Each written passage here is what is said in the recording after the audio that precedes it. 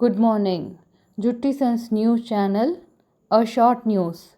This is not the time to blame the government. Please join hands with the government to come across this pandemic. Thank you.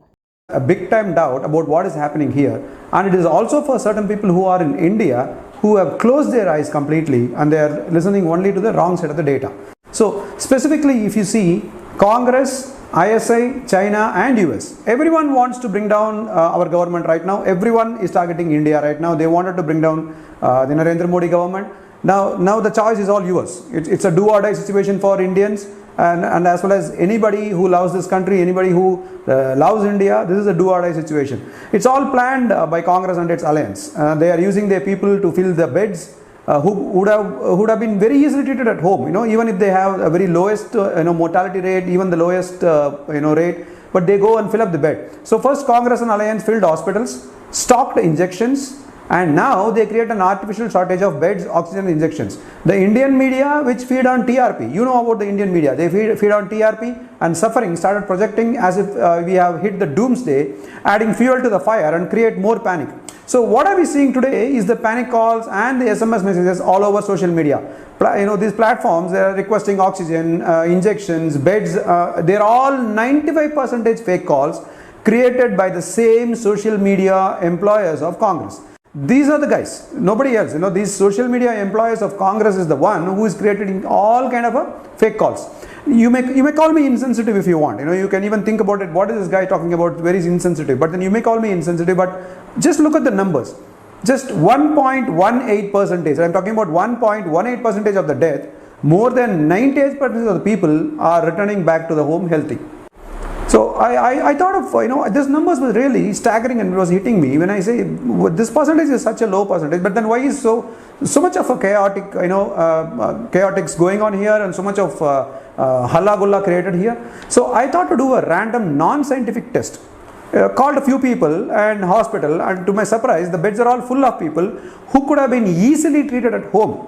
So first they filled hospitals, stocked injections, and now they created an artificial shortage of beds, oxygen and injections.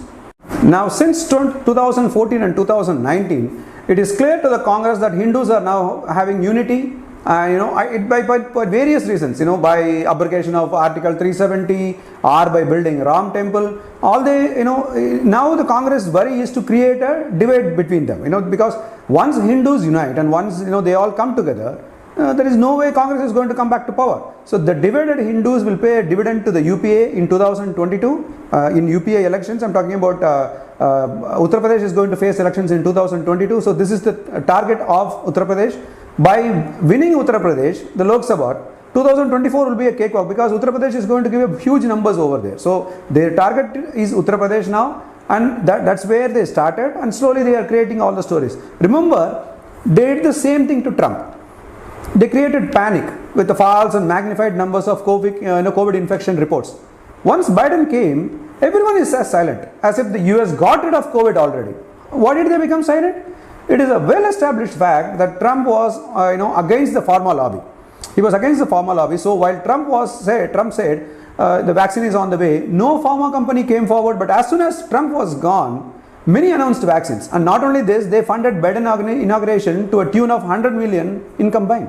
Why will the pharma companies, which didn't come out to support Trump, suddenly come out and support Biden? And then when Trump was announcing, they didn't come out, and now suddenly all the vaccines has come out. So folks, we are at war. We are at a war. A war of civilization. Rising India is a threat to business. Rising India is a threat to politicians, to the lobbies and the cabal. And we are not just fighting a pandemic that is forced on us, but also those who don't want to see India rise, as that would be a threat to their existence. In these times, we have to stand together to our nation with the government. We need to take our responsibility, as our Prime Minister Narendra Modi alone can't do everything. Trump is an example of how powerful anti-India forces and their next target is Narendra Modi. So we need to take our responsibility, as Modi alone can't do anything. Prime Minister Modi alone cannot do everything. So Trump is an example of how powerful anti-India forces are, and their next target is Narendra Modi.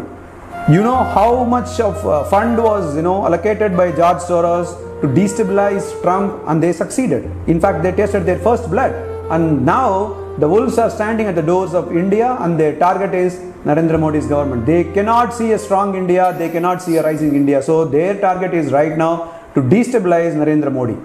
Had it been an armed war, our military is more than enough to win it. But this is from within. The war is the proxy war and it can't be won without everybody's contribution. If it's an army, if it's a war from outside, then yeah, it's in the border, then we have our armed forces to, kick their asses. But then what's happening here is it's a proxy war. It's a war within. So everybody has to contribute. So you stand with the country today, stand with Narendra Modi today.